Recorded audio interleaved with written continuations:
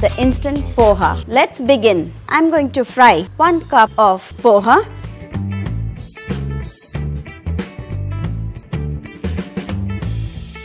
I want poha to become warm, and by then it would puff a bit more. Now it is really warm and I can pour it to the bowl.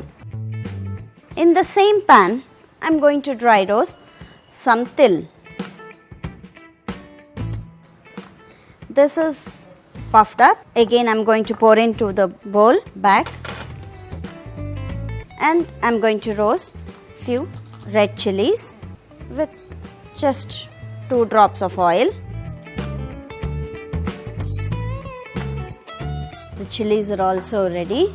Now I have few ingredients which I need to crush. The dry grated coconut, the roasted sesame, red chillies which were fried, and some tamarind, salt to taste, and a spoon of jaggery.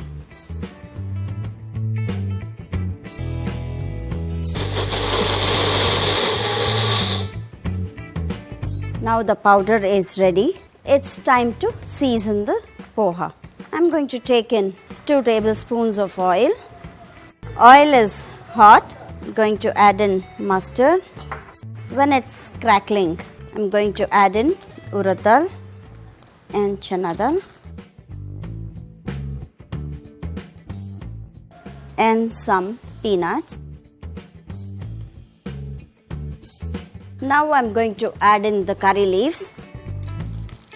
Now it is roasted. I'll switch off the flame, then add poha, the roasted ones. Along with it, I'm going to add in the powder which I crushed it and give a nice mix. After this is cooled, I'm going to put it in a bowl.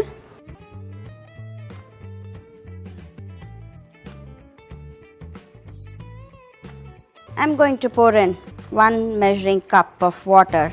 Yes, this is perfectly fine and it is soaked completely. I will close this and keep for some time for water to absorb.